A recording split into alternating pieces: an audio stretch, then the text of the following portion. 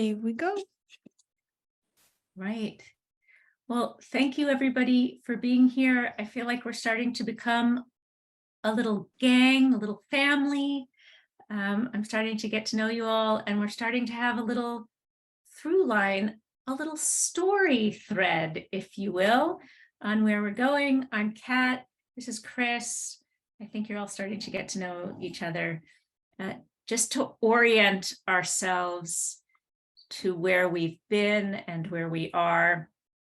This is the Facilitation Excellence series, and this is the framework within which we're working. So the idea here, again, to remind you all, is that we believe there are certain contributions that we make as a facilitator, and we've put them into this framework. They're process, content, and mindset contributions, although in fact, for all of these skills, there's mindset, content, and process parts that we're talking about as we do all of those things.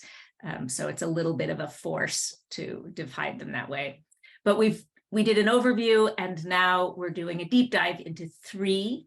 This is the second of those 3. So we did establish presence last time. We're going to talk about engaging through story this time, and then next time we'll go to adapt for presence. So to engage through story, I'm not going to yap at you at all before I have you yap. We were going to divide into some subgroups, but I think we're small enough. Maybe we can just do this here. I'd love to hear from each of you. Just a little bit of an introduction of who you are, to remind ourselves where we're coming from. And really what I want to hear there is your context for being here today and what you're interested in, like how you are related. I'm assuming that you're facilitating in a learning and development context or are interested in that context, but you can remind us of that. And then one way you've experienced using story effectively as a learning tool. I just said one way, but it doesn't have to be one way. If you want to rattle off 6 ways, that's great, but don't feel like you have to list every comprehensive way you've ever used story used. If there's one specific way that you've seen it used that you want to share as an example, that would be great. How was it used, and what was the impact on you and others in the moment, specifically, of an example that you can think of? And then what was the key to it being used well? So a way that it was used effectively, what was the impact on you and others in the moment, and what was the key to it being used well in that moment, in that example. And then we don't have to do this third part because we're all going to be listening to each other. All right, so let's just go around and share. I have the little story sharing invisible ball of speaking. Who would like to have the ball tossed to them first?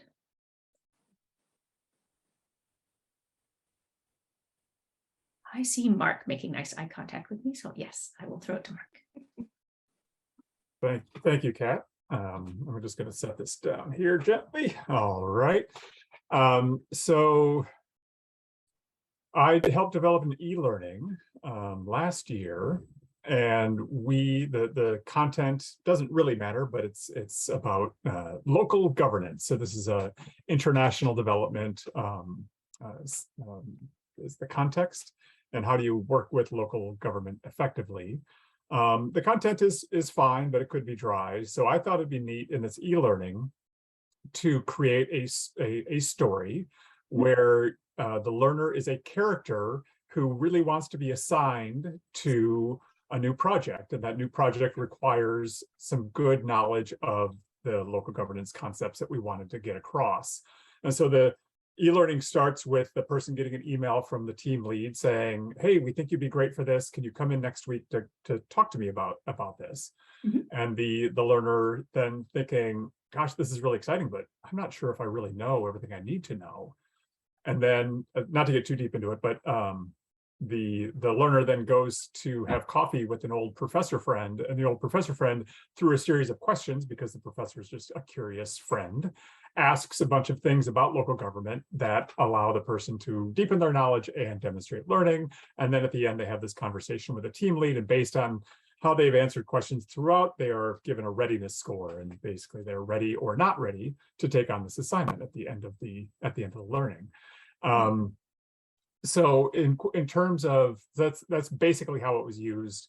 The coffee shop setting we thought was just a kind of a cool way to kind of frame it in a way that was more relatable than anyway, just kind of a fun way to relate it. And it just turned out kind of coincidentally that one of my partners on the project is a fantastic musician. So he had a band in the cafe, and he recorded live, like real music on that led back to, like, you know, the three aspects of local or decentralization, and like he recorded like the soundtrack for this thing. Awesome. In terms of impact, I don't quite know. That is a question I can't answer. We as developers felt really strongly about it. We were really, it gave us enthusiasm to keep working on it because it was a kind of an interesting thing. And what's the next step that this learner is going to take, and how do we make sure that it's effectively tying back to the real world context, the real decisions this person's going to make. So I guess the immediate impact was just on our interest in moving this forward. It wasn't just sort of a dry list of this topic and this topic. This topic, it was really like moving the learner through this story. And then in terms of the key to it being used well was, again, just a creative group of people that were really interested in this. And then just sort of making sure that it all tied together and was contextualized within the real world conversations that this person might have and the decisions that they might need to make to be successful in that group. So we had a nice mix of subject matter experts and creatives who were able to contribute. So Beautiful, Mark. Thanks. thank you. You have the talking ball if you want to toss it to someone. All right. I see Rahul doing this. So I'm not sure if that was it. Yeah, okay, he'll take it. All right, here you go. So there's a book, and I'm just going to put it into the chat here. So it's about change management, and it's written by a guy called John Koppett, and the book's called Our Iceberg is Melting. So, you know, change management can be a really dry subject for some people, and it's all yada, yada, yada, you know, we all know it's happening. But this beautiful book, which I was looking back, sorry, I wasn't being rude, but I was trying to find it in my bookshelf. It's very, very thin. And what I love about it, there's a phrase in Italian or Latin, it's called avia pervia. Avia pervia means how to make something really complex, simple. And that book, which could be that big, is just a very thin book. And it just talks about, you know, change management from these penguins and how they, you know, need to survive on this iceberg, and how the older ones didn't want to leave because they've seen it all before, and the younger ones wanted to do it. And I thought it was a beautiful way, you know, to explain his 8-step model via this book. Beautiful. Fantastic. Thank you. Oh, let me throw it to Deb. Yeah, I can actually throw one at you, Deb, if you want. Oh, Yeah. If you actually caught that tennis ball, I was going to be very excited. Yeah. Over there. So I have, let's see. So prior, I did a lot of e-learning with, like Mark does, and I was in charge of compliance training. So who wants to do compliance training year after year, especially when it's like ethics and information security? So we always used characters in e-learning. To me, it was not difficult to create a story and carry it through, you know, the e-learning course. Fast forward, now I'm in an organization where all of our training is live, virtual, most of it's virtual. And I struggle with being able to tell stories. It's just not something that comes naturally to me in the moment. You know, I could probably do like a one-liner here, a one-liner there, but I feel like I can't, I need to get better at it. So that's really why I'm here, is to learn from everybody else. I have seen it done well by other people.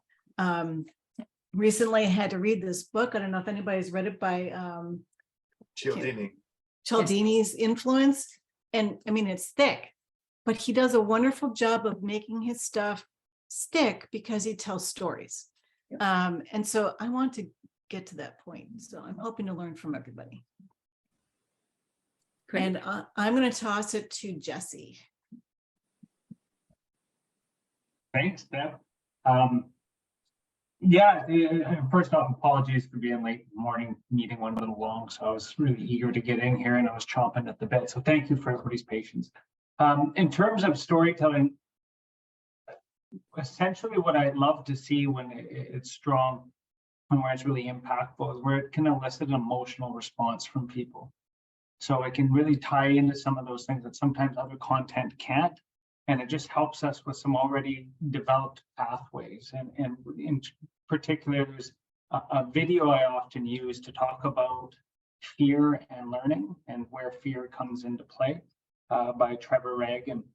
And he talks a lot about the amygdala and its role and how fear can inhibit us from going out of our comfort zone just because of all of these things that can occur. But in the video, he actually collects from some of his workshops, people sharing stories. So you hear all these different voices of people talking about those opportunities they had. And then there's just one, I don't know what it is. It's a little 8-year-old boy. And he says, you know, I play baseball.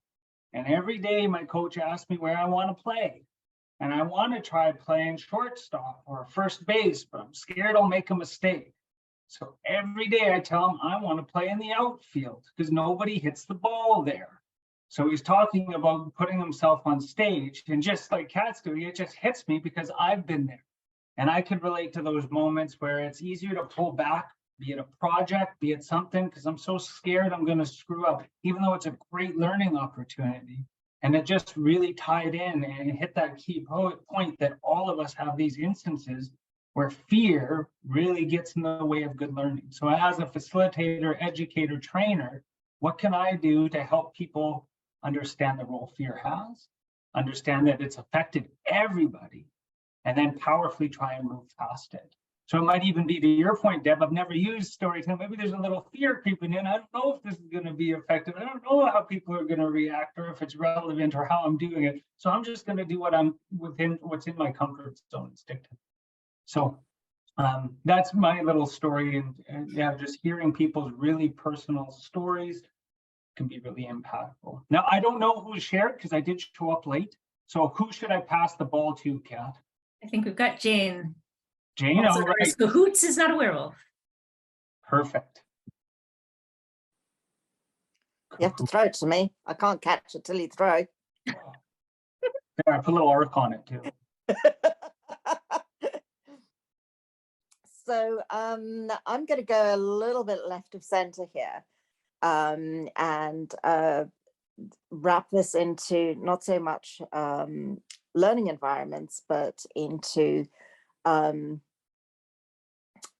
more my space, which is project management and operations and everything. So a few years ago, a couple of jobs ago, I was working on probably one of the most exciting projects I've ever worked on, which was rebuilding the Formula One racing brand and rebuilding website and mobile app.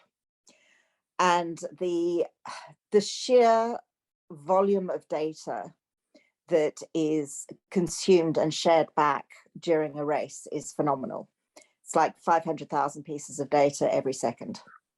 It's like, you know, because the speed of the cars and the telemetry that's collected and the number of cars on the racetrack and the various other things and the tires and the weather and the precipitation and everything. I mean, it's just like this phenomenal deluge of data that comes down. And we were working through what is the best way for us to actually present this in a visual way that is understandable and interactive to a user, so somebody who is watching the race or is not watching the race but is consuming the data because they can't get to a TV or they're not on the racetrack. So it's about people being able to consume vast quantities of data, understand it, and engage in why they're there and what the reason is. And there were all of these conversations ongoing. So we had business analysts, we had race experts, we had programmers, we had data analysts, we had, I mean, you name it, there was somebody representing this whole thing, and huge number of people involved in the program trying to work out what is the best way to actually on a small screen on your phone, send you data that makes sense and make it something that actually resonates with somebody who is logged in. And why would they need to be logged in? And it took us months of constant backwards and forwards with meetings and stakeholders and engagement and this and the user forums and testers and everybody.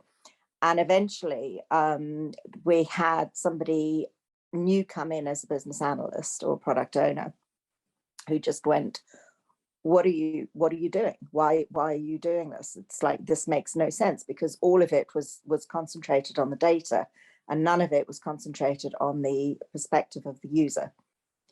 So it was an immediate, like, stop what you're doing, go back and look at it from the user journey, from the actual experience of somebody. First of all, why have they connected? And second of all, what is the journey that they go through during a race? So from the very first kind of like, and it starts 3 days before, it's the anticipation of the race that's coming up and what's gone on in the previous race and where is the leaderboard and who is doing it and who's on pole position. And then you've got 3 days of test races before you get to the actual Grand Prix. And then when you're watching the Grand Prix, what do you go through? But it being sort of flipping it from here's a huge amount of data and we've got to consume it and spit it out the other end, to I am a person and here is the journey that I go through from the week before all the way through to the final. The race has now been run, and then 3 days afterwards of the look back and celebrate or commiserate or whatever. So just taking that story arc and making it from the perspective of why is somebody there and what are they experiencing, the emotions of going through the kind of the validation of what you're seeing and why, because you are connected to a driver or a team or a country or a something. So the connection points that are made and the way in which people make those emotional connections throughout that journey of a week and a half. And it completely reinvigorated the project that we were doing. And I have to say that if you look at the app and what it was, so we were working on this, 4 years ago, I was working on this. But if you look at it, what it was 10 years ago to what it was when we actually did it and how we've actually developed, or how they have now developed the app on, the difference in the experience it's phenomenal. It's huge. And it has impact across the world. So Brilliant. Brilliant. And who hasn't? Chris, have you been? Okay. Are you ready? Thank you very much. Yeah. I really just sitting more with the impact piece. I mean, that's an incredible project that on the F1 and the app, and thinking about trying to tie in what others have said around this impact piece, resonant around like the impact being emotional, as Jesse was talking about fear, and thinking about, does it generate, fear is not being the only emotion, but excitement or some sort of emotional response that then provokes or motivates. Even I think about the power of a story in the work that we do is sometimes around empathy, right? And just provoking kind of an empathetic response in the audience, or unlocking folks' capacity to. There's also the piece about putting a face on an issue and how do we, I think about that. I think what you said, Mark, around like creating a character and actually kind of creating a body and a face around what it is we're trying to do. And so just trying to synthesize some of that of like, what am I hearing that is in the impact of stories around how they humanize us and or how they raise the stakes for us. And then the classic, the show, don't tell, right? All of these things are things that could have been done, show them the data or whatnot, just kind of put up the graphs, but something about the show, don't tell really resonating for me from what I heard. I'll leave it at that for now. Beautiful. Thank you all for all of that. Obviously, there's not surprisingly. A lot of experience that we have at a lot of different levels, right? We have experience as practitioners, right, already, but we also just have experiences as human beings, right? We cannot go through life and not have a huge amount of experience with story. Let's look at the first, so let's step back from what we just talked about and sort of deconstruct a little bit of what we're talking about. The first, and I'll answer your question, Raul, about does anecdote count as story? We'll get there. So let me start by setting some framework and defining some terms, which we skipped before we had this conversation. So let me go back and pick up some of those threads. So the first thing that I'm hearing is that as you were hearing from yourself and your colleagues, there are all sorts of ways to use story, to think about story when we're talking about story as a facilitation tool. What I thought was especially interesting in listening to you is that in most contexts, for most audiences, if we say engage through story, people will start by talking about anecdote, right? They'll say, here's a story, what anecdote do we want to pick up? What is the way that we want to use story to just that, to tell a story that will engage empathy and, capture an idea in meaning, use Aristotle's pathos and ethos as well as logos to capture an example, explain something, have something be sticky. And that is an incredibly powerful use of story. I am not diminishing it anyway. In fact, it's such a powerful use of story that it tends to overshadow all sorts of other uses of story, right? We think about storybooks, we think about movies, we think about storytelling shows like The Moth. And most of the literature on storytelling, even storytelling for business, lives in that anecdote space. And not just the anecdote space, but the anecdote space of the person at the front of the room telling the story. Does that resonate? Does that feel true when I say it? Yeah, I'm seeing some nods. So again, let me say it again. I am not diminishing the power of that. It's great. We just heard Jesse give an example of the little baseball kid. And I don't know about you, but I was moved. I was authentically moved. And I will remember that story about the power of fear. I may even quote Jesse with that story. It's an incredibly powerful use of story. And Jeb, it's what I heard, in some ways, it's what I heard you saying, where you feel like it's a muscle that you'd like to exercise better and understand more. And I heard a lot of other ways to use story.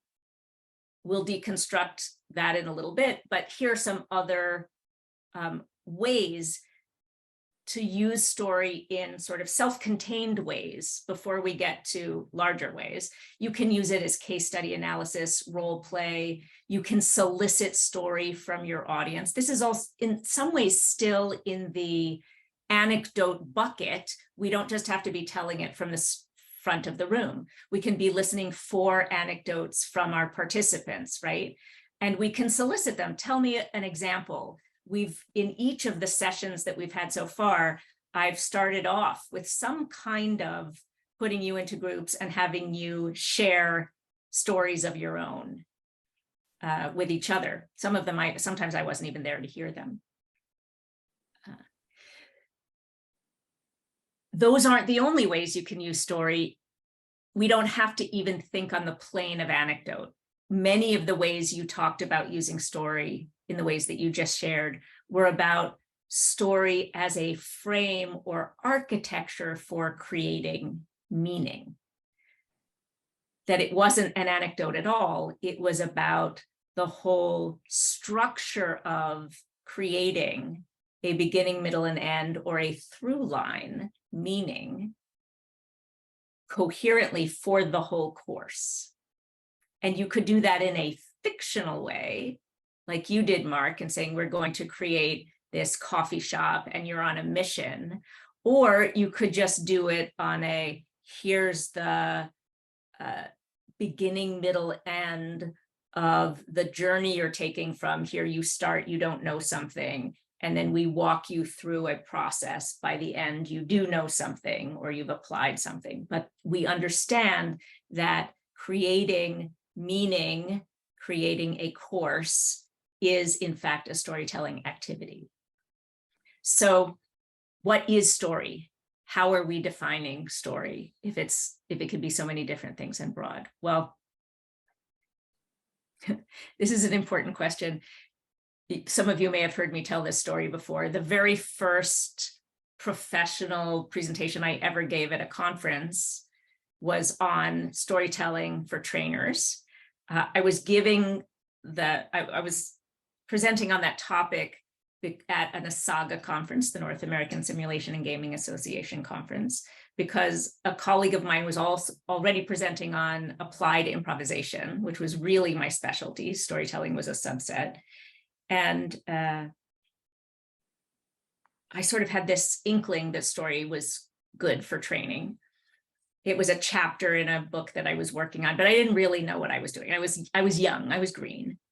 And I was running through storytelling activities mostly is what I was doing, how you could use storytelling as activities in training. And about 45, it was going very well, I thought, but about 45 minutes into the session, this guy who had come in late, sitting in the back of the room with his arms crossed, raised his hand and said, "Excuse me, could you define what you mean by story?" And I, like any good facilitator, turned to the room and said, "Well, what do we think?" And I generated from the room a definition of story, because that's what good facilitators do. And also I didn't know, I didn't have a good definition. And everybody was happy. I felt a little bit humiliated. He's pushed back and said, "Well, where do you get your sources?" and quoted a lot of people, narratology experts like Mika Ball. That guy was Matthew Richter. We were later married for a while. We have a wonderful daughter. But it was a great question, right? Because I thought it was obvious. Everybody knows what story is, but of course we don't. There are amazing numbers of definitions out there. I will give you a couple for the rest of our time together. Jerome Bruner, the cognitive psychologist, says story is meaning. Now, to be fair to him, that isn't actually his definition of story. We pull it, and for a while, this is the definition I used. For many years, I just said story is meaning. And the reason we used this broad definition is because of the conversation we just had. We like to say it's not just anecdote, because everybody defines it so narrowly. And there's a lot of people who will say, here are all the things that aren't story, and story has to be like this. And they focus very much on story is just anecdote. And if you do this, it's not really a story. Here are all the elements you have to have. We think that having a very broad definition of story allows you to recognize the power of thinking like a storyteller when you're designing a training and thinking of the whole thing as having a narrative arc, of listening for story in all sorts of different ways.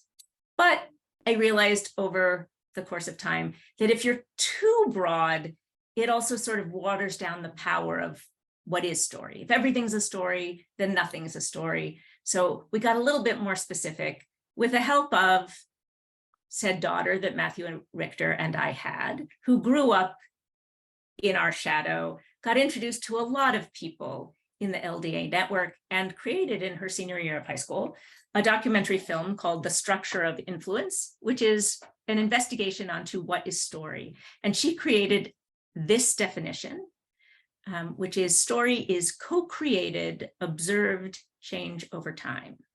Now, there's some debate about the co-created part, but before I say anything more about this definition, what do you all think of this definition? Story is co-created, change over time. I will take the slide down so we can see each other, but maybe Chris, you could put that in the chat so we can remember it. Story is co-created, change over time. What do you make of that definition?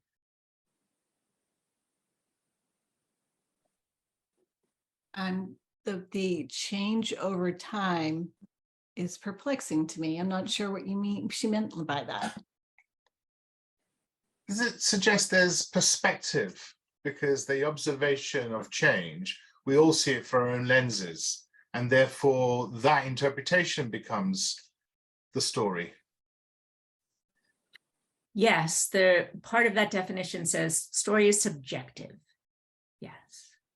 So the observed part is, it's one of the things to know about story is that we are making it up in our head, that there is in fact, you could argue, no real objective reality, that what we do when we observe data, any data, is the first thing that happens is we filter it, right? And neuroscientists will tell you this, right? When I'm looking out the window, I'm actually not, what my brain is doing is not taking in all the data and then analyzing it. It's taking in a very, very small amount of the data, making up what the rest of it is, and telling a story about what's true, based on previous knowledge, based on whatever I have. So Jane, your story about what you're doing, what you were doing on your project was a fabulous example of storytelling on many, many, many levels, right? You have this overwhelming amount of data and you had to decide time and time and time and time again, not if you were going to tell a story, but what story were you going to tell? And the story I heard you tell was we had all of these different people who come at the data with different agendas, with different habits, with different storytelling habits and approaches and different intentions and different goals. And finally, you said, who are we telling this story to? What is our goal? And then what will be the most effective way to tell our story? The reason we define story this way is we want people to ask facilitators in this case, not should I tell a story? Is storytelling useful? But to recognize that we're all telling stories all the time. We are, and our participants are at any given moment. So the questions we should be asking are not, do we tell a story? Is story useful? But what story am I telling? How can I tell it most effectively? What are the stories my participants are telling at any given moment? How can I be most aware of those? How can I help shift those narratives when that's necessary? How can I help incorporate those stories most effectively? How can I align the story that I'm telling with the story they're hearing most effectively in any given moment? So I think I love the phrase story is co-created, observed, change over time. But I feel that it's missing interpretation.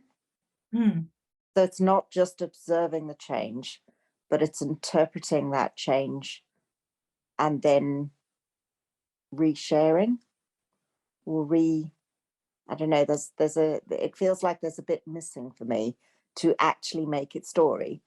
Because if it's just observed change over time, that is sitting in isolation somewhere. And you're not taking it and I don't know, retelling it? Perhaps? Yeah. But to that point, I think that's the co-creation piece. As soon as Potentially, yeah, maybe that's the...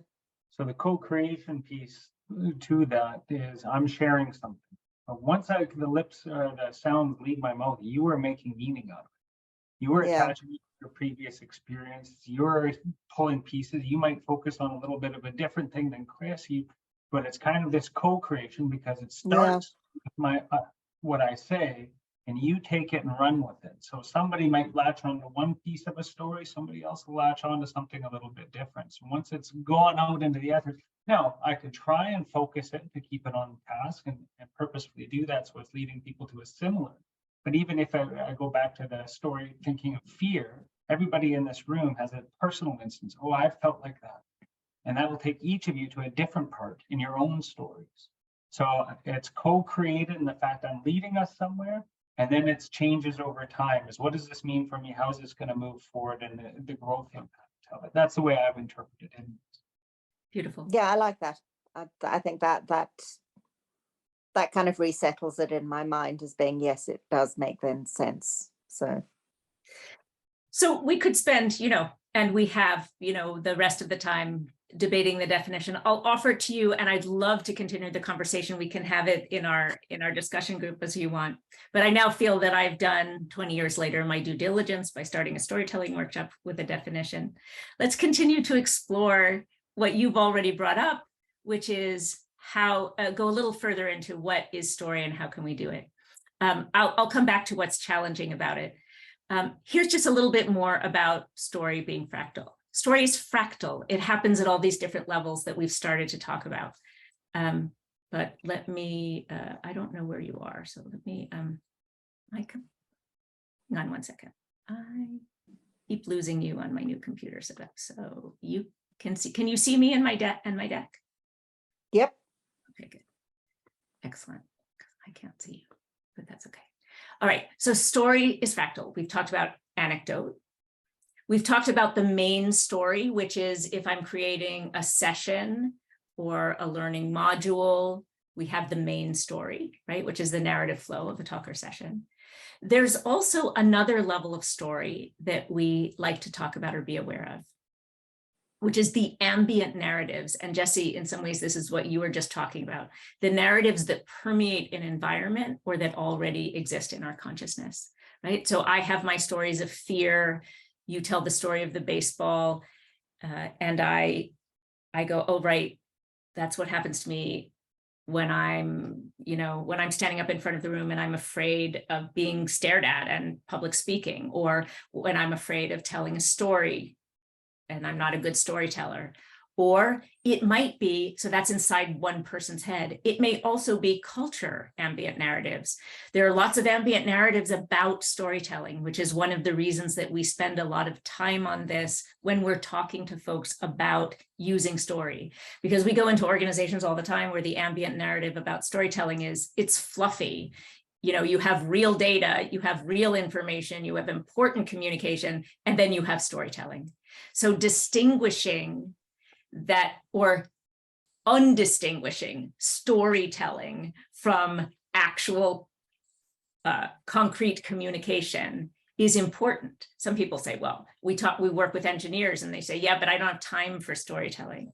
But once you can say the data, as you were saying, Jane, actually is storytelling, right? When we hear data and we connect it, that is a storytelling activity. Right? By definition, we are changing the ambient narrative about storytelling, which is storytelling's for kids. Storytelling is fluffy. Storytelling is superfluous. It's a nice to have potentially, but it's not core. Therefore, as facilitators, we can recognize that when we talk about how do we engage through story as facilitators, with anecdotes, we can share anecdotes. We can also harvest them from our participants. With the main story, our through line with a session or presentation, our goal is to identify what is our main story. What is the moral of the story? Again, Jane, your key thing when you said, stop, wait, what is our goal? Right? Who are we serving? What is the point of this? Then design to it. What am I including? What am I not including? I might love this activity, but is it serving my narrative? Is it driving towards my main point? I identify, I design, and I serve the main story. At any given moment in a session, the choices that I make as a facilitator, is it driving towards my goal? Is it driving towards my main story? Mark, when you say, we had this beautiful envelope that we created, and then you say, how did it serve? Like, what did it do? I don't know. Did it help? I don't know. I believe it did. My guess is it probably did. If it motivated people, if it kept them engaged, maybe they remembered. We hope. I don't know. How do we measure that? We have to go to Will Thalheimer and find out. He'll put a survey together for us to figure it out. So we think it did. And with the ambient narratives, we have to diagnose them. We have to acknowledge that they're there. We are not walking into a blank slate with our story. We are not projecting our story onto a blank screen. People are already filled up with stories. We have to acknowledge that they're there. And then Are we amplifying some of the ones that exist? Are we shifting them? What is our goal in any given learning environment? Which are we amplifying? Which are we attempting to shift? What are your thoughts?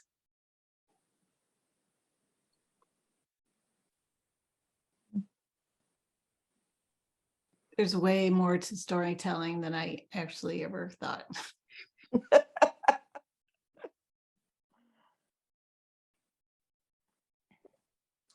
I think the interesting one for me is the serving, serving the purpose. And I get this quite a lot in the current. So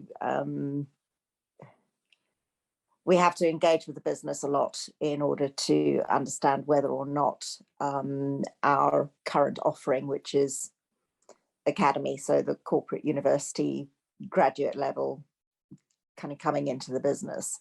And there's a lot of appetite for the offering because it is generally acknowledged to be the right way to build talent and to build workforce. But getting the business to understand that there is a reason for having, you don't just bring in a whole bunch of people and go, and now go. 1, 2, 3, start. Off you go and become real human beings and deliver to the business. So there's that sense of, there's an element of this serving the need that needs to be perhaps more part of the narrative of why we're in this space and what we're doing, which will help us to position when we do this and for what purpose, which is more in line with the business need rather than just the assumption that it's a good idea. Yeah. I'm waffling a little bit because I'm trying to work it through in my head. No, well, here's the story that I hear.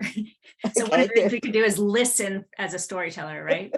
So here's the story that I think I hear you saying, that in order to influence others, you have to be able to tell a good story, right? And that sometimes there is a strong ambient narrative of this is the way it goes, right? Here's the right way to do it. And then in order to shift that, you have to be able to tell a different story. And what is the story? So if this is what you're trying to, if there's a goal that you're trying to serve, right? If there's a main message that or moral of the story that you want to serve, how do you articulate that for folks? First of all, how do you influence people? Right? Which is, how do you tell the story in a way that will influence people? When we do influencing courses, in essence, we're doing a storytelling course for people. How do you tell the story in a way that influences others, that they can hear the story that you're telling? And then how do you design the activity that actually drives towards the moral of that story and meets that goal? How did I do? Yes. I think it's two-way though. So it's a part of it is influencing through our own narrative. So getting the right story to influence back to the people who need to hear it. But I think the other side that perhaps we sometimes miss out is the listening to the story from other people.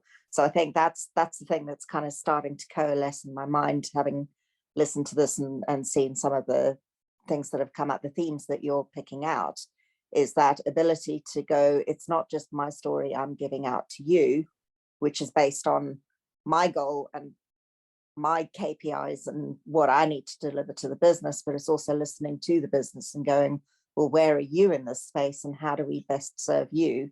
Because here is your story, some of which is ambient, some of which is deeply rooted in things that I have no experience of or knowledge of. So it's allowing them to tell the story back to us, as well as us putting our own story onto them. Gorgeous. Beautiful. Yes. Hey, I'm going to leave this and I'm going to change the world. Beautiful. That's exactly right. Right. Sorry, Jesse, I interrupted you. Oh, no, that's fine. I just wanted to raise, there's a bit of a cautionary tale with storytelling too. And the reason I say that is I've been in workshops and actually facilitated some where stories get so deep and powerful that it can move or trigger somebody. And so sometimes the intention isn't necessarily there. So working in healthcare through the pandemic, we had one of our leaders share a story of burnout. And somebody in the room was also burnt out, made an error that led to someone's loss of life. So all of a sudden, that kind of hijacked, it was really powerful. It wasn't meant to elicit that response, but because there's so much emotion in real powerful storytelling, sometimes it can move things away, which is where I sometimes see some stakeholders saying, okay, we need to be a little cautious with this, because what is this going to bring front of mind for people? So it's just something to kind of consider on that perspective, where it's really powerful, but it can also lead things astray, potentially. I mean, I think you're talking about, again, there is no, well, maybe not again, I haven't said it yet. I think you're pointing to something which we often say, which is there is never, and now again, we're talking about the context of, in some ways, anecdote, right? Telling a story, a specific anecdote in a moment. There is, and people say, what's the right story to tell? There's almost never one right story to tell. But it's a good question to ask, right? To think about who is my audience? What is my goal, right? Who is my audience? Who am I talking to? What is the moral of the story that I'm driving to? What is it I want people to do differently? What are the ambient narratives, right? Inside people's heads, in the context. And you're giving one example, Jesse, of context, ambient narrative that I need to be aware of. Right? And it's one of the reasons that we have things like trigger warnings now around a lot of stories. And people, some people say we've gone too far with those things, and it's okay to, sometimes we want people to be able to be uncomfortable. We talk about being comfortable, being uncomfortable. And like anything else, you can rotate too far one way, which is what you're talking about. We can rotate too far the other way and never let anybody experience discomfort. But it's one of the aspects that you want to ask, who am I talking to? What is the impact that I want to have? To what end, right? There's a lot of slides that I have. There's a lot of content we have around this topic, and we can post it all. Things about the types of stories in terms of anecdotes that we can tell. We can tell our own stories, other people's stories. We can tell positive stories and negative stories, past stories, future stories. We can, how we structure stories, how we build stories from the beginning, different storytelling activities we could tell, right? There's a lot of places we could go here. My impulse in the half hour or so that we have left would be to actually take an example and together walk through building an actual example of thinking through how we might use story. How does that land as a place to go rather than just to keep sort of talking theoretically? Great. So does one of you have, maybe Deb, although I would never put her on the spot, a situation that you would want some crowdsourcing of thinking through a learning situation in which you might want maybe an anecdote if we want to build one together, or a way to apply story? I don't have a specific, first of all, I am not good put on the spot, which has been your stuff has been very uncomfortable for me, but it's been I've learned a lot. So you talk about, sometimes people need to be uncomfortable to make them learn. That's part of the process. I don't have a specific situation in mind. I just know that when I deliver, I would like to have a better, I guess, thread through the entire thing. I can handle the, a lot of the aspects of the story, but I don't have the whole picture, and I'd like to get better. So no, I don't have an example. Okay, great. We'll use someone else and that will help you. And I'll also send you away with a bunch of tools to help you think it through. So, and anybody have again, either a specific, maybe there's a moment where you're like, I wish I had the right anecdote here and I don't know how to find it, or some other way that you'd like to use story. A project that I'm currently working on is supporting my organization's onboarding. We're revamping it all. And it was very systematic. You got your paycheck, here's where you do the things in ADP, da, da, da, da. Instead, I'd love to incorporate the story. Let's talk about the story and journey that people are going to be on as they join the organization, and then turn off and train, teach these other pieces. And perhaps that's somewhere we'll start. Great. All right. So maybe we'll just all workshop together. I'll sort of guide you through some things and see how we go. How does that sound, Jesse? All right. So a new hire orientation program. So I'm going to start with trying to figure out I'm going to start with the main story, the main message here, and then I'm going to see if we can touch on all three levels of this, right? So the main story, maybe we can figure out an anecdote that we might use, and we're also going to see if we can figure out or diagnose some ambient narratives that will be around, all right? Okay. So do you have like a main message? Can you roll it up to one main message that you think you'd like to have for the program? I want to empower our new employees to ask questions, let them know that there's going to be some fear and inhibition, that forming relationships is going to be a bit of a challenge. You're kind of navigating a new culture. And whenever we've experienced being a new employee, that first couple of months is going to set you up for success. And there's also going to be some fear involved and everything else. And so I'd like them to know what our mission statement is. I'd like them to know what our core values are, but why those are important, or why it's more important than just being able to list them off and see the posters. Mm-hmm. So I heard a couple of things in there. The sort of first thing I heard you say, or sort of the main first key message or moral, was something like, I'm going to try a draft of it, and then you'll help me sort of tweak it. Was something like, you'll probably be afraid, and it's, everyone's afraid, and it's still safe to ask questions. Is that sort of the moral of the story? Like, we welcome your, we welcome and support. I don't know, something better, like, everyone's afraid and we got you, right? We're here to support you through your fear, through your natural fear. Mm-hmm. Something like that. Something like that. Tweak it for me. Like, what I'm looking for is like, what's the sort of juicy, emotive, like, what's got the feel? We're looking for like a moral of the story that will be your North Star as we. Well, I'd love to pull from the brilliance in this room. Everybody here has probably at some point been involved in onboarding in some capacity or have experienced it. What would you recommend?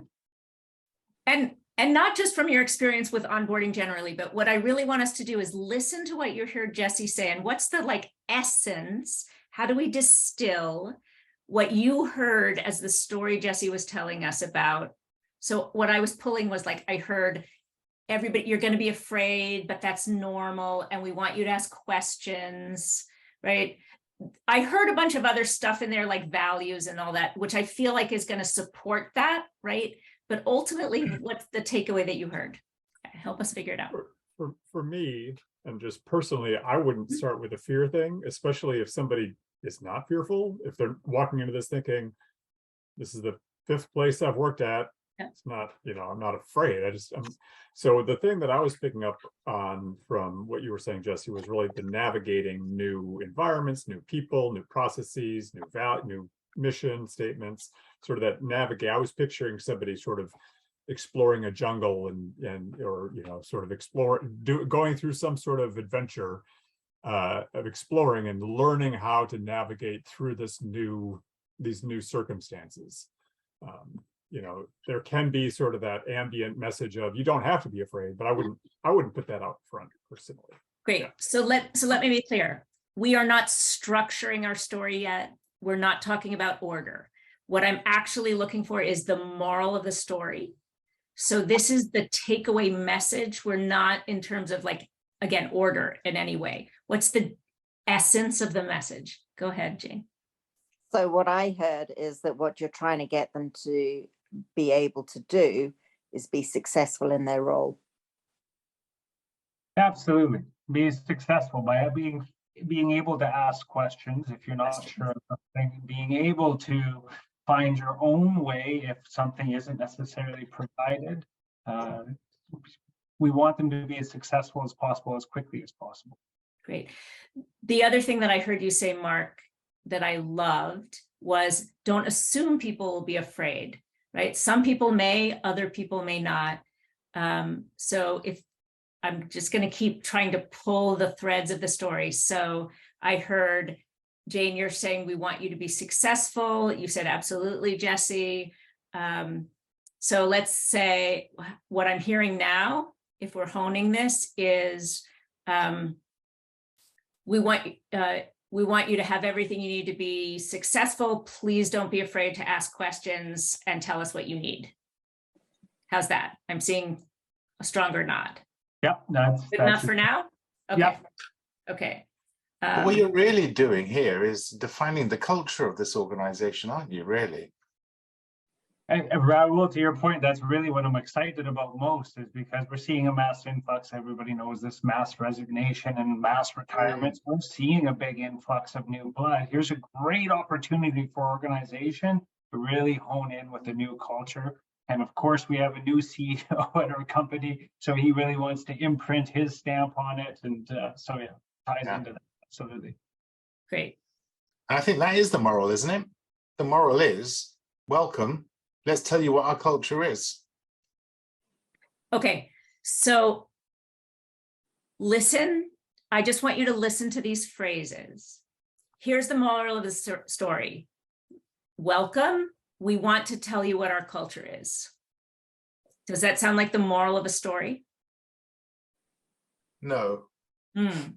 Listen, we want you to be successful. Don't be afraid to ask questions. Is that a takeaway message?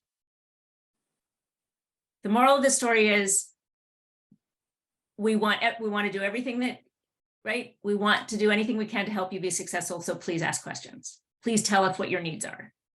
I feel like that's like, it's something that I can take away. It's meaningful. We want it to be meaningful.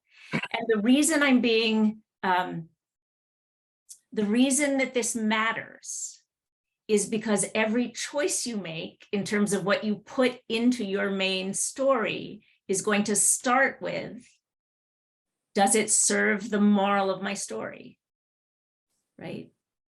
Does it prove, is it a proof of the moral of the story? Let's take an actual story, right? Like the moral of the story is slow and steady wins the race, the tortoise and the hare, right? So everything that I'm putting into the story of the tortoise and the hare is going to be a proof for slow and steady wins the race, right?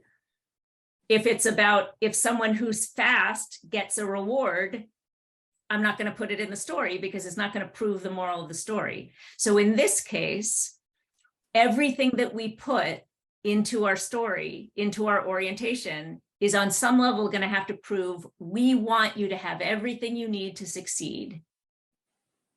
Don't be afraid to ask questions, right? But really it's about, we want you to have everything you need to succeed, and we don't expect you to get it all from this. What I love about it, to me, as I listen to it, is you're not going to get it all here. We're not going to create an orientation that's going to give you everything you need in 2 days. You should not leave here feeling like you have all the answers and you're supposed to know everything you have to do. How does that land, Jesse? That's precisely it, is we can't possibly share everything. So instead, what I want to foster, and back to Raoul's point, is here's our culture. And our culture is based on continual improvement. Now, there's so much we can do. We want to arm you with the tools and everything else, and we'll go over that. But more importantly, we need you to be able to advocate and feel supported enough to ask questions, grow, get curious, try and fail, and foster relationship. And be your own advocate when need be, but we'll do everything in our power so you don't have to, but that's not always the case. Great. Now, again, 10 minutes is not enough to do this. And I'm driving this conversation a little bit. We could debate it for another 2 hours. You could spend 6 weeks on this. You'll find out maybe this is the right moral of the story. Maybe it's not, right? In some ways, I'm driving us because we have 30 minutes, right? So let's leave the main message for a minute. Assume that it's right for now, and you'll come back and tell me in 2 weeks that it was completely wrong, and that's fine. But assuming it's right, let's see if we can come up with an anecdote that at some point in this thing will be a proof point in a fractal way for asking questions is safe. How does that sound? Does that feel good? Okay. So let me share. So you've got all of these choices here. Let me find you. Don't know how to get my slides up and you at the same time. Oh my goodness gracious. Here we go. There you go. Kat, is your I had the same problem, but if Zoom is not, well, don't make it full screen. If you make it less than full screen, you can pull the participant. It's not even, I just don't, it's, you know what, it's new Apple. It's not. Thank you for your patience. Thank you for your help. Okay, good. So here's just some kinds of choices that you have to make, Jesse, when you're choosing a story that's going to be an example of asking questions is safe around here. You could choose your own personal story. You could choose someone else as an example of someone else. It could be a professional story or a personal story. It could be fact or fiction. High and low fidelity just means like if I'm telling you all a story about Apple engineers that we worked with, that's a little bit lower fidelity, less close to your particular circumstances than if I'm talking about, you know, a story about Matt Richter that I shared, right? The closer or farther away than it is. So I by the way, just chose asking questions here is safe. So I sort of narrowed the circle from you. I don't have to do that. If you want to do another story, but let me use an example. Your baseball story is what kind of story here? Anyone? Like if we were going to analyze in these categories, when Jesse told his baseball story, it was Others, personal, fiction, high fidelity. low Well, fidelity, low fidelity. right? And I don't know if it was fiction or fact. It sounded like it might be a real story it might have been a factual story because it was a boy, right? I don't know. Yeah. Right. So maybe it makes sense. So I'm shutting up. What do you want to do, Jesse? So I actually am using a little bit of that narrative in there as well.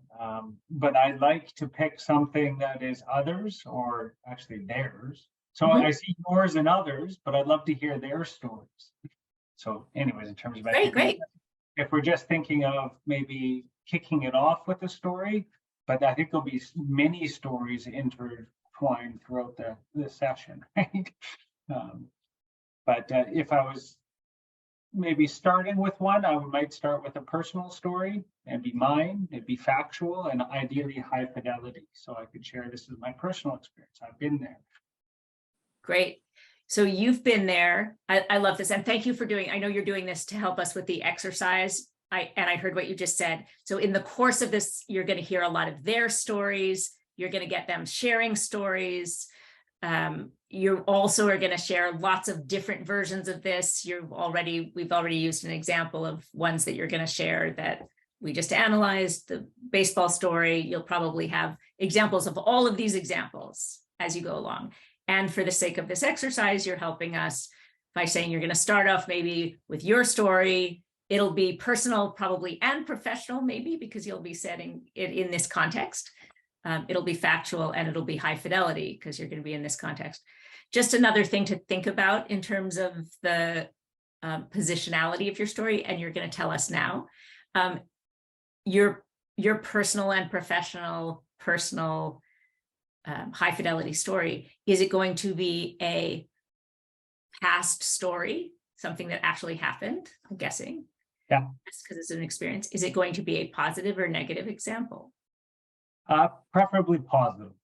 Great.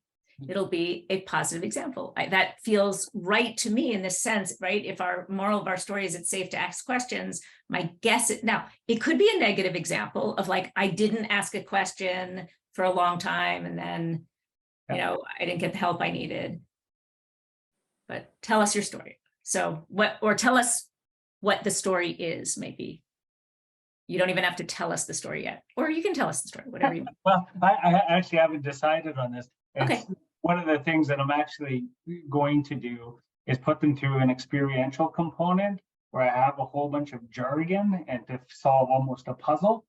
They're going to be working in groups, and then I'm going to ask them, why didn't you ask me what the jargon meant? Because there's all kinds of new jargon, and I'm going to do a demonstration saying, okay, I've shown you how to do this. I'll put you in breakout rooms. I'll give you so much time. Good luck. And so now we're going to go, okay, well, let's unpack that. I didn't know what to ask, and I didn't feel like, it seemed like other people seem to know, and you'll get the quiet in the room and how much new jargon. Okay, so when we're doing ADP, when you go into your TC, what you're going to have to be doing, and so how often does that happen? Anyways, in terms of this story, which I haven't really determined yet, I'd probably be saying, you know, when I first started here, I am 100% new to forestry. So the first thing I did is I asked for a list of terms to try and familiarize myself. So I had to be my own advocate because they don't know what I don't know.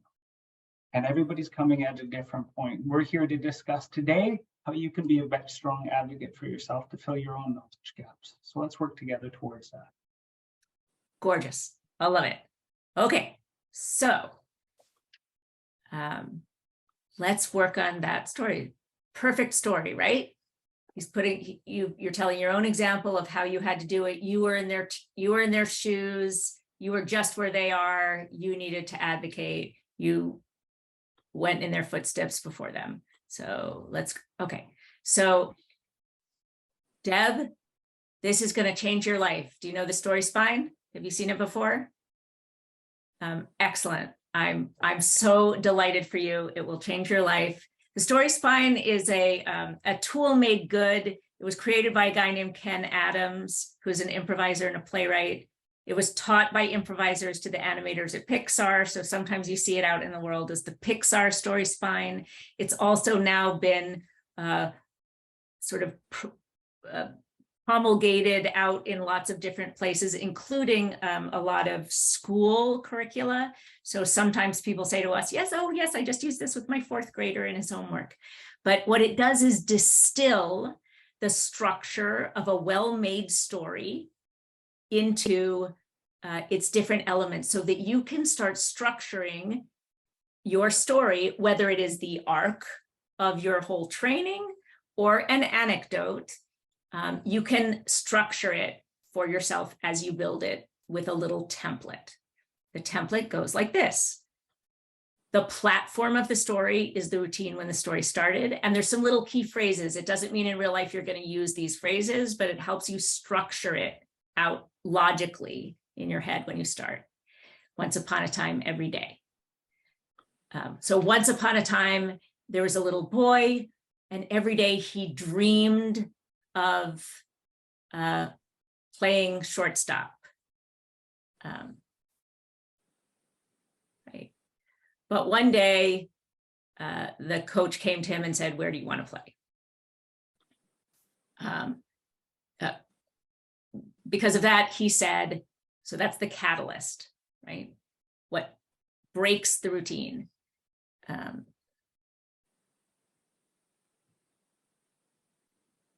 Actually, well, it'll be interesting. I'll have to figure out how to, it's an interesting story that way because it's not, okay.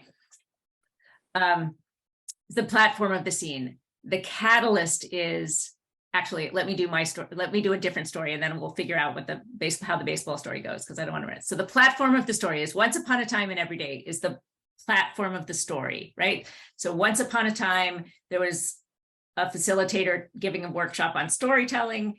And every day she was really confident, oh, I'll just, tell everybody about how to use story and it'll be great. But one day someone in the back of the room raised his hand and said, excuse me, can you define your terms? So the catalyst breaks the routine, right? Changes the platform or the routine. Because of that, she was caught off guard. And because of that, she turned to the class and said, what do you think? And because of that, they sort out, they got through the moment without everything falling apart.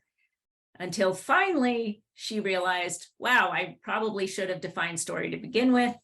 And ever since then, she's always started her storytelling workshops saying, let's define story, right? Okay, so the catalyst breaks the routine. The consequences are because of that, because of that, because of that. In a movie, this is usually about an hour of the story. The climax is what finally tips the question of the play. Will they live happily ever or not? If it's Romeo and Juliet, will they get married and live happily ever after? The resolution is ever since then is no. Okay. The reason I hesitated on your little boy story is like, once upon a time, there's a boy that dreamed of playing shortstop, and every day I think this is how it goes. Every day he was super excited about playing a new position. But one day the coach asked him, what position do you want to play? And because of that, he got really scared of the reality of playing the position. And because of that, he told the coach, I'll just play outfield. And because of that, he continued to stay in the place. He continued to be stuck in the place until finally he realized that it was his fear of failure that was keeping him from doing what he was dreaming of doing. And ever since then, he's faced his fear and done what he was afraid of so that he could realize his dream. I think probably that's the story, or what we hope is the story, right? That'd be nice. Okay, so it's your turn, Jessie. So let's tell your story. Let's expand your story out and see how we want it to be. And we want it to be a positive experience. So the moral of the story is it's good to ask questions. It's safe to ask questions here. Mm-hmm.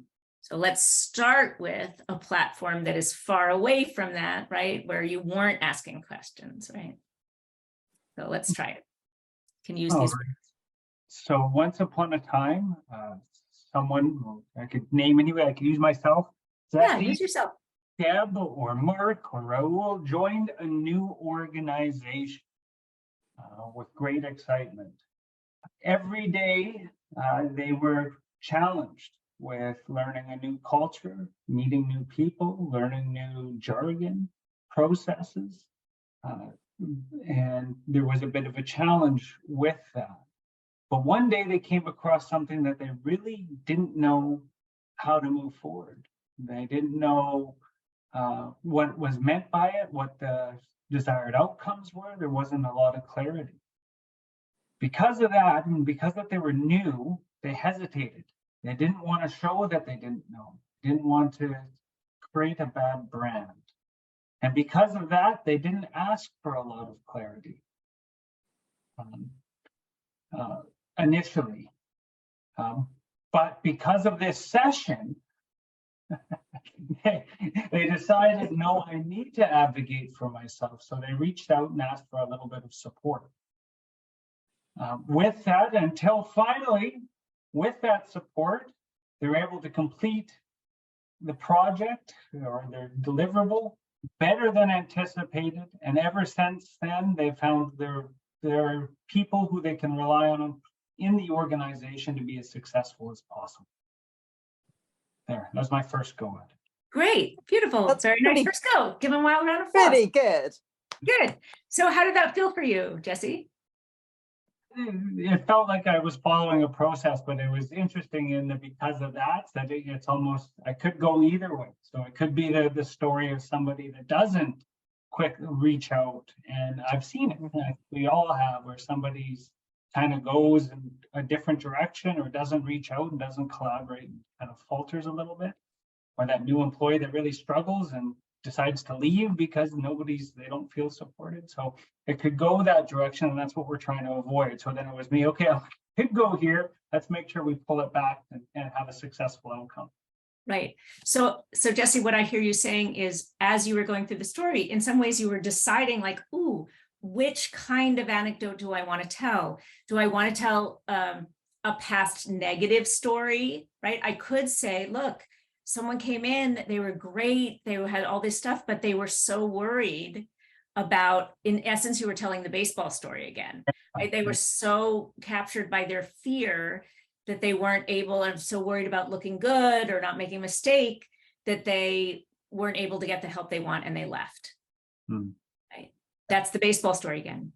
Let's do it again. Hey, maybe Chris, you could write the story spine in the chat so I don't have to have the slide up. Let's do it again, Jesse, and we can walk through together. Let's actually tell your real life story. And I'm going to do, we're going to go through the spine, and I'm going to add another tool on it. We don't have that much time, so I'm going to sort of combine two tools, which is, this is the spine, right? This is the logical flow. I may also ask you to expand or color, add some detail, because stories have all that beautiful color in them at different points. So I'm just going to sort of coach you through the story spine and then have you add color. So we'll just do it conversationally. Don't feel like you have to say once upon a time or any of that, but know that that's what we're doing, and you guys can follow along with the story spine and see if you can hear the different parts of it. So so you came to the organization. Tell us what was going on at first when you first arrived, like, and you didn't know what was going on. So as an L&D professional, I joined the organization. It's forestry. And I know quite a bit about learning and development, but I know nothing about the actual organization and the lived experience, including its culture. It's a very different culture than healthcare and post-secondary that I have been working. So as I joined the organization, it was, okay, how are they going to receive some of my approaches and things like storytelling within workshops and facilitation? What is it I'm going to be asked to do? It was, okay, here we go. A lot of unknowns as I wandered in. Great. Give me an example of like one thing that's specific about forestry that's really different or was weird for you, like a piece of jargon or one thing about the culture, an ambient narrative. The thing about the culture is, I found in my previous in healthcare and post-secondary education, the definition of professionalism is a little bit different. My very first session I sat in on, just a guest, there was a lot of colorful language. So something I wasn't really accustomed to, and okay, I guess this is the culture here. And it was very much, we put it out there and we cursed and we just real talk. Beautiful. Great. So there's a whole way of talking that was completely different to you. So, and were you,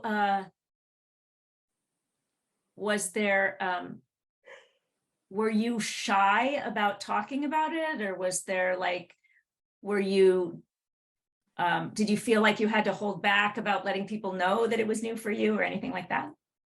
Well, I didn't have to hold back. In some essence, it was a bit of a relief, just because there wasn't very much posturing or hierarchy.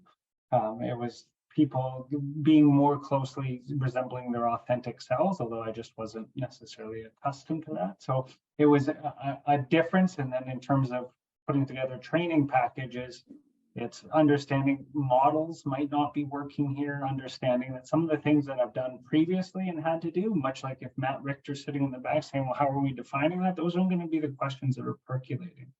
It's more about how's this going to help me as I'm working in the mill. Great. I'm going to pause for a second. Do this for me, Jesse. So the moral of the story is it's safe to ask questions here, right? don't be afraid to show what you don't know, or to be vulnerable, or ask for what you need, right? Yeah. So is there a moment in your experience with the organization where you didn't feel like that, or you were afraid, and then something happened, and then you realized it was okay? It was more just quietly observing, to be honest. So for me, and because it's a little different, and this is one of the challenges with trying to sell a personal story, is most people joining our organization work in forestry. Mhm.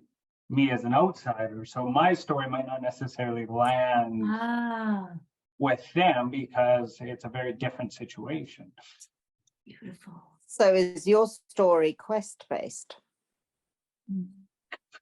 Tell me more You about went that. on a quest. So you went on a quest on joining the organization in order to discover what the thing is that was your holy grail to enable you to bring back the virtue of your discovery, or the value of your discovery, back to L&D to share with incoming people.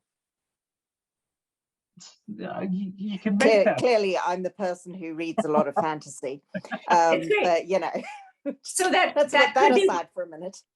it could be. So your story could be, you know, what I came in, I felt very comfortable right away. Then I noticed that a lot of people weren't. And now I realize that I have to explicitly invite people to ask questions, because it's not a culture of that.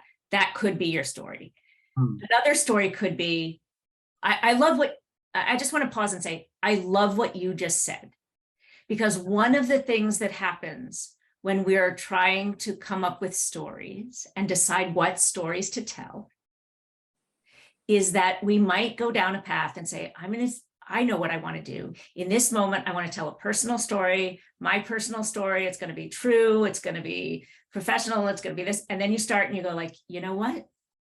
This is not the right story to tell right here, because the people I'm talking to are not me. My story is not going to be the most resonant.